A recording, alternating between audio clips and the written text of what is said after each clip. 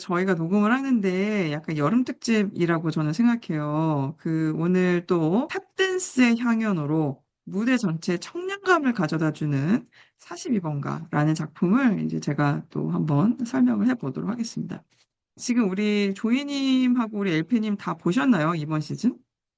저 이번 시즌은 못 봤습니다. 아, 저는 레베카님과 함께 어쩌다 보니 가족 모임에 껴가지고. 총천을 같이 봤죠, 우리가? 네. 네, 총천을 같이 봤는데, 우리 저기 엘피님 어떠셨어요? 오, 저 너무 재밌었고, 그렇죠. 그리고 이제 제가 뭐 미디어상에서 접한 미국도 있고, 제가 또 브로드웨이 가서 접했던 것도 있고, 뭔가 그 미국의 그 시어터 커뮤니티의 무언가가 딱, 제 머릿속에 있는 그게 딱 보이는 느낌이라 너무 재밌었고요. 그리고 막 분장실 장면도 나오잖아요. 그것도 너무 딱 그 분장실도 맨날 그 플레이빌 기사에서 보던 그 분장실 모양대로 되어 있고 이래서 너무 재밌었고 또 이게 옛날 작품이잖아요. 그래서 이제 네. 이것 또한 미디어로만 본 막 사우스 퍼시픽에 나올 법한 막 의상들 이런 딱 고시대의 의상들 봐서 이건 저기서 나왔을까? 이건 또 여기서 나왔을까? 요런 생각하면서 보는 재미가 너무 있었습니다. 네. 지금 우리 엘피님 이야기가 사실 굉장히 중요한 얘기라고 저는 생각해요. 이렇게 제가 한번 서두를 한번 꺼내보겠습니다. 42번가가 굉장히 올드한 클래식이다. 이렇게 생각하실 분들이 많을 텐데요. 근데 제가 이거를 아니에요? 라고 말하고 싶은 마음은 없어요. 왜냐면은 이 작품은 뮤지컬로는 1980년에 제작이 된 것입니다. 그러니까 80년에 오픈이 됐고, 그런데 이제 중요한 거는 1980년에 만들어졌지만 원작은 1932년 소설이에요. 동명소설이고, 그리고 그것을 1년 후에 영화로 만든 1933년 할리우드에서 나온 영화죠. 이 영화가 원작이에요. 이 두 개를 원작으로 갖고 있는 작품입니다. 그래서 1930년대 미국의 경제 대공황 시대를 배경으로 한 브로드웨이, 그러니까 42번가가 이제 브로드에서 가장 중심가 아닙니까? 그죠? 타임스퀘어가 있는 바로 그 교차되는 그 길목에 있는 딱 그 지점인데 그곳을 배경으로 하고 있는 뮤지컬이에요. 그래서 좀 생각해보면 완전 30년대적인 작품이기 때문에 올드한 클래식이다라고 생각하시는 데에도 큰 무리도 없다고 저는 생각해요. 근데 문제는 뭐냐? 이게 그냥 과연 올드한 클래식이기만 하냐라는 질문이 이제 여기서 우리가 솟아나게 되는 것이죠. 왜냐하면은 저는 그것이 다라고 생각하지 않기 때문이에요. 특히 이번 버전은 특히 이제 지금 한국에서 하고 있는 샤롯테 시어터에서 하고 있는 이번 42번가는 자, 이게 한국의 그 역사, 뮤지컬 역사를 통해서 봤을 때 사실 좀 중요한 분기점을 이루는 저는 프로덕션이라고 생각을 하고 있습니다. 일단 16연입니다. 16연. 와, 여러분, 16연이라는 네, 역사에 대해서 어떻게 생각하시나요? 이 작품은 우리나라에서 초연됐을 때가, 그러니까 정식 라이선스를 받아서 초연됐을 때가 1996년이었습니다. 1996년에 공식 라이선스를 가지고 와서 삼성영상사업단이라는 곳에서 공연을 했었죠. 30년 그래서 됐는데요, 거의. 와, 맞아요. 그러니까 근데 29년 차예요, 올해가. 그러니까 아, 내년이 이제 30년이 되는 해입니다. 그러니까 사실은 정말 이 정도, 그러니까 30년을 한국에서 끌어가는 생명력이 있는 작품이라는 데에도 우리는 사실은 굉장히 좀 놀랄 필요가 저는 있다고 생각해요. 그러니까 대단한 이 작품에 힘이 있는 것이죠. 그래서 이제 약간 우리가 1996년 대한민국으로 조금 돌아가 볼게요. 1년 전 1995년에 어떤 뮤지컬이 나왔죠? 퀴즈입니다. 1990년대예요? 1995년. 아, 알 것 같은데. 네. 우리나라 올해 30주년 된 작품 두 작품 있잖아요. 어, 뭐예요? 아니, 명성황후? 혹시? 그렇죠. 명성황후, 그리고 또 하나. 그거.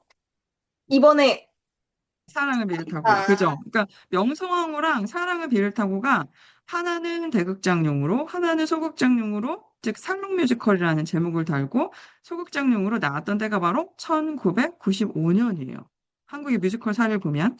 그래서 그때 창작 뮤지컬에 지금 30년은 살아있는 이 걸출한 두 개의 텍스트를 만들어내고 대극장, 소극장에서 각각 그리고 1년 후에 삼성영상사업단이라는 곳에서 이 작품의 정식 라이선스를 받아서 공연을 올렸습니다. 근데 이때 정식 라이선스를 받을 때 어떤 그런 그 과정이 있었느냐라는 것입니다. 삼성영상사업단에서 뮤지컬을 한다라고 했을 때 대기업이 이제 뮤지컬 씬에 들어오는 것이었죠. 그러니까 야, 이거 우리 이제 뮤지컬을 올리고 싶은데 뭘 해볼까라고 해서 컨설팅 업체에다가 동안 컨설팅을 이제 의뢰를 한 거예요. 우리나라에서 공연을 했을 때 뭘 가지고 하면 좋을까? 그래서 이제 한 달 동안 쫙 이렇게 리서치를 해봤더니 몇 개의 작품이 쫙 나왔습니다. 그 중에 42번가가 들어있었던 거죠. 그래서, 그러면 42번가를 한번 해볼까? 해가지고, 이 라이선스가 어떻게 돼 있는지 쫙 조사해봤더니 템즈라는 곳에서 에이전시, 템즈에서 가지고 있었던 거여서 연락을 했어요. 그랬더니 아, 그거 지금 트로이카라는 곳에서 전미 투어를 하고 있다. 근데 지금 어디에 가 있냐면은 그 라스베이거스에 가 있다. 그러니까 한번 가서 보고 할지 말지 결정해라. 이렇게 이제 삼성 영상사업단에 연락이 온 거죠. 그래서 이제 당시 그 삼성 영상사업단에 계셨던 이제 나중에 CJ ENM 대표로 가 계시는 우리 대표님께서 이제 가셨습니다. 직접 가서 이제 트로이카 공연을 본 거예요. 그랬더니 이게 영어를 잘 몰라도 공연이 너무 쉽게 들어오는 거예요. 그 이유는 일단 서사가 간단하죠. 그러니까 좀 어렵지 않은 서사죠. 그리고 이제 그것에 정말 중요한 게 뭐냐면 이 탭댄스의 향연. 너무 멋있는 거예요, 쇼가. 그래서 야, 이거 한국 가져가면 되겠다 싶어서 그 공연을 보고 결정을 내리셨습니다. 그래서 이제 결정을 내려서 레슨스 체결을 하고 우리나라에서 공연을 이제 하는 걸로 이제 기획을 했죠.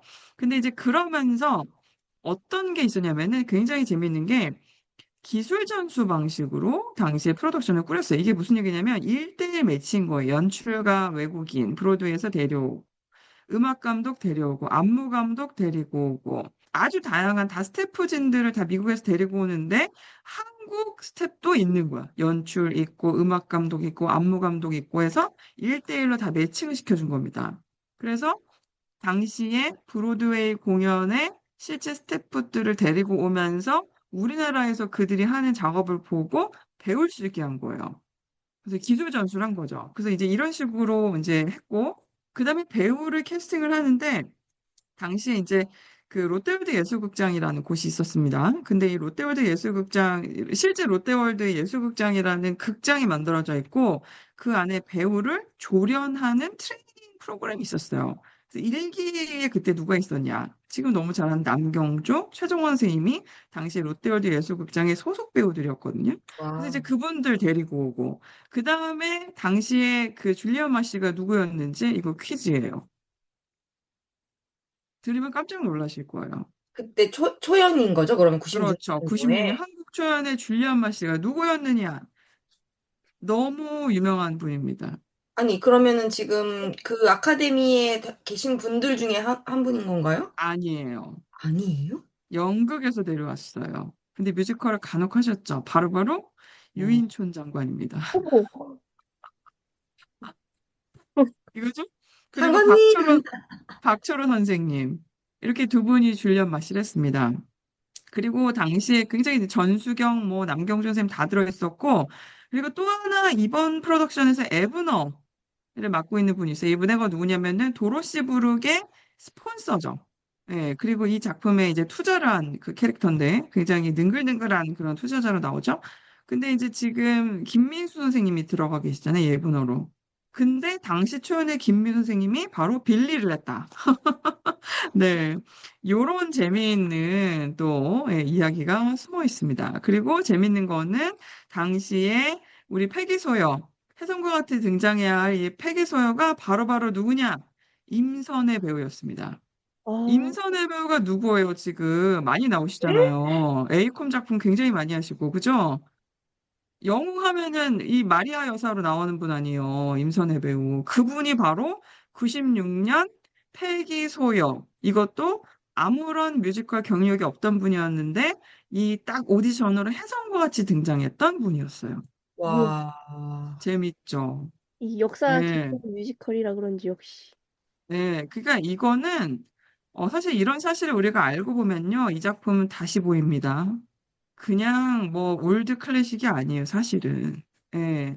그래서 요런 게 이제 굉장히 재미있는 거죠. 그래서 우리 김민수 선생님은 당시 빌리를 했는데 이번에 에브너를 했기 때문에 마치 예전에 우리 스위니 토드에서 우리 홍광호 배우님이, 어, 처음에 토비아스. 이제 들어왔을 때 우리 토비아스 했다가 나중에 이제 또 스위니 토드를 했던 이런 어떤 느낌하고 굉장히 또 붙어 있는, 예, 그런 또 얘기를 우리가 여기서 또 찾아낼 수 있는 것이죠.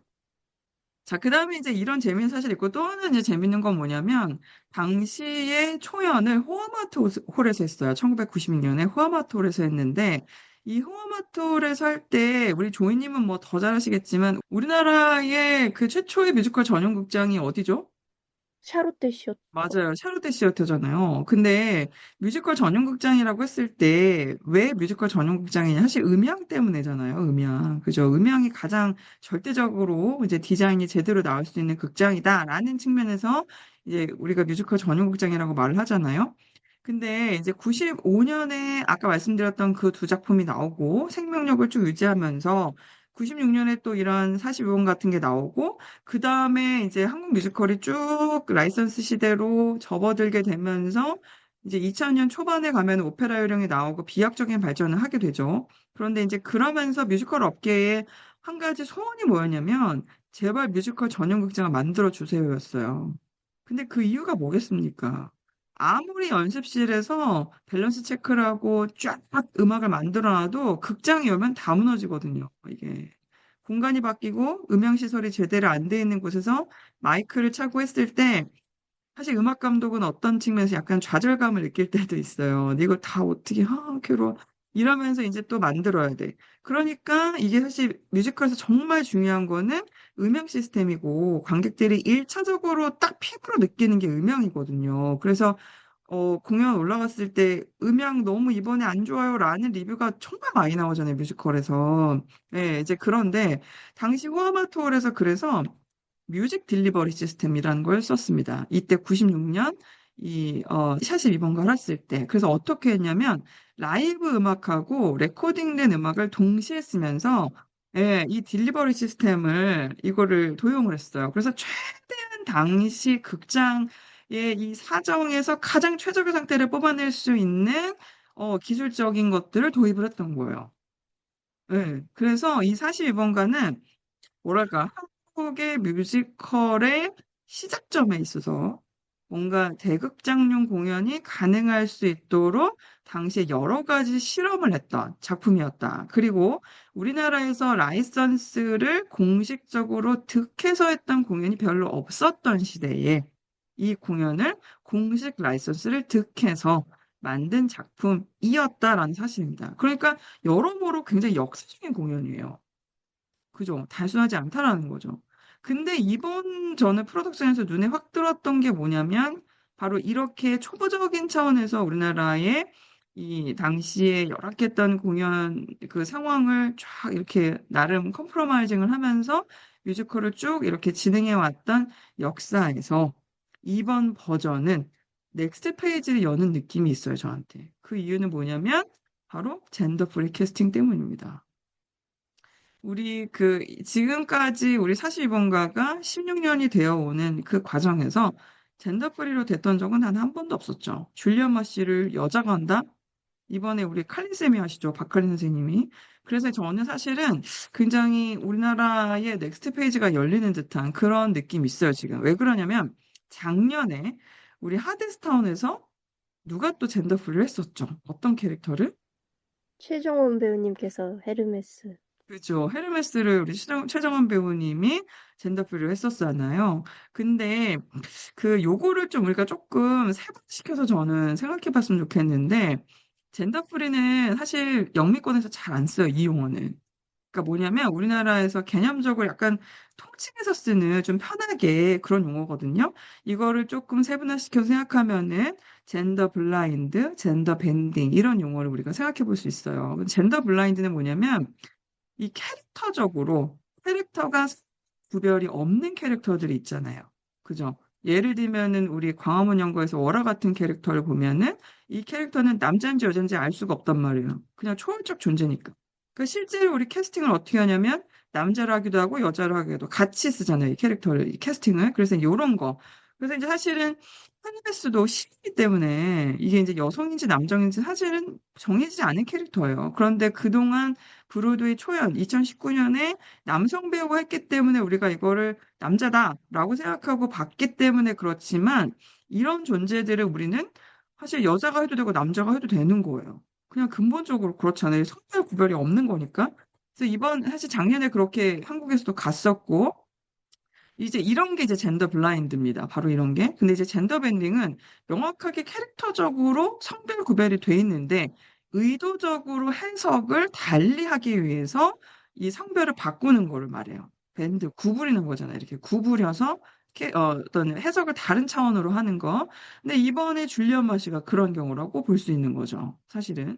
근데 저는 그래서 굉장히 궁금했어요. 우리 최정원 선생님의 헤르메스에 이어서 박할린 선생님의 우리 그 줄리언 마시가 과연 어떻게 나올까? 너무 궁금한 거예요. 그래서 이제 갔는데 저는 그동안에 봤던 박할린 선생님 연기 중에 가장 최고였던 것 같습니다. 이번 줄리언 마시가 가장 칼린 선생님의 원래 성격에도 잘 맞고 그동안 보여주셨던 카리스마 있는 모습에도 잘 맞고 왜냐면 디렉터잖아요. 본인이 디렉터이기 때문에 연출가라는 줄리언 마시 디렉터적인 측면을 잘 살려낼 수 있었다라는 측면도 있었고요. 그리고 굉장히 매니시한 이 수트가 잘 어울리시더라고요. 네, 그래서 이 캐릭터가 의도적으로 약간 성별의 구별을 약간 뛰어넘는 그런 느낌이 있었어요. 이제 선생님이 딱 하시니까. 근데 이제 거기에 또 하나 제가 느껴졌던 게 뭐였냐면 사실은 이게 이 42번가를 잘 보면은 서사적으로 봤을 때 이 서사의 설정이라는 게 좀 말이 안 되는 설정이잖아요. 아무리 폐기소유가 첫째여도 36시간 만에 어떻게 도로시의 넘버하고 라인을 다 외웁니까? 말이 안 돼. 근데 이거를 말이 되게 만드는 게 누구냐면은 바로 줄리언 마시예요. 근데 줄리언 마시가 어떻게 말이 되게 만드냐면 혹독한 훈련을 시키잖아요. 36시간 동안. 막, 막 자지도 못하게 하고 막 피곤해요. 그래도 안 돼. 너 꼭 이거 잘해내야 돼. 이러면서 막 훈련시킨단 말이에요. 근데 이거를 남자가 하게 되면 약간 폭력적으로 비춰질 수가 있습니다. 젠더적으로 해석하면. 사실은 그래요. 왜 그러냐면 줄리언 마신 나이도 많고 패기소연은 어린 아이입니다. 이게 그러니까 나이 많은 남자와 어린 여자라는 위계. 위계 문제거든요. 위계. 그리고 연출가와 아주 신의 연기자라는 여기서는 또 위계. 성별의 위계와 어떤 포지션의 위계, 이 두 가지가 다 걸리거든요. 그래서 이제 남자가 이 역을 하게 되면 그렇게 해석을 안 하려고 해도 사실은 이런 그 위계가 주는 그런 어떤 풍경을 제 머릿속에서 빼낼 수가 없어요. 그런데 이거를 여성이 하니까 큰언니가 물론 계속 독려합니다. 독려하는데 큰언니가 막 아주 신인 배우, 그러니까 정말 어린 신인 배우에게 넌 해낼 수 있어. 해내야 돼. 이런 느낌으로 읽히는 거예요. 자꾸만. 그러니까 자매, 큰 차원의 자매, 이런 게 이제 보이는 거죠. 제 눈에. 그래서 그렇다면 이것은 성격이 달라지는 측면이기 때문에 젠더 밴딩으로서 정말 의의가 있다. 의의가 있다, 이거. 그런 생각이 계속 저는 드는 거예요. 보고 있는데. 그래서 저한테는 지금은 너는 영스터, 너는 애송이지만 들어올 때, 나갈 땐 애송이지만 들어올 땐 넌 스타가 돼서 들어올 거야. 이 대사가 제 귀를 정말 쩌렁쩌렁 울렸어요. 그 측면에서. 왜냐면 이게 그냥 단순하게 연출가가 배우한테 하는 소리가 아니라 언니, 정말 경험 많은 큰언니가 너무나 어린 여자아이에게 응원을 크게 크게 하면서 전폭적으로 너를 응원한다. 라는 이런 느낌으로 저한테 다가오는 거예요. 주제적으로. 그래서 이게 저한테는 너무 아름다운 그림으로 보였습니다. 근데 이게 어떻게 연결이 되냐면 작년에 하데스타운의 헤르메스, 엄마 같은 눈으로 바라봤던 이 오르페우스와 에우리디케를 너무나 안타까운 어린아이들을 보는 청춘들의 실수할 수밖에 없는 청춘들의 저 모습을 너무나 안타까운 엄마의 눈으로 바라보던 최종 선생님의 그 여성의 눈, 모성의 눈, 이것과 연결이 되는 거예요. 그래서 우리나라 여자 배우들이 사실은 이런 거죠. 우리 그 공연 특히 뮤지컬을 많이 하다 보면은 어떤 현상이 벌어지냐면 성대가 늙어요. 공연을 많이 하다 보면 성대가 늙습니다. 근데 성대가 늙는다는 것의 한 가지 그 어떤 사인이 뭐냐면 바이브레이션이 생기는 거거든요. 노래할 때. 내가 제어할 수 없는 굉장히 큰 폭의 바이브레이션. 근데 바이브레이션의 폭이 커지면, 그러니까 이게 파장이 커지면 음을 제대로 못 내는 것처럼 느껴져요. 그러니까 음정이 부정확한 것처럼 느껴지거든요. 근데 그렇게 되면 어떤 일이 벌어지냐면 그 배우가 보컬 측면에서 이제 더 이상 발전할 수 있는 그 영역이 가능성이 줄어든다라는 느낌. 요런 게 조금 되게 슬프지만 느껴져요. 그래서 우리 교회 가면은 할머니들이 찬양할 때 나 같은 이렇게 노래하시는 그게 성대가 안 붙으니까 당연한 현상이라고 저는 느껴지거든요. 그렇죠?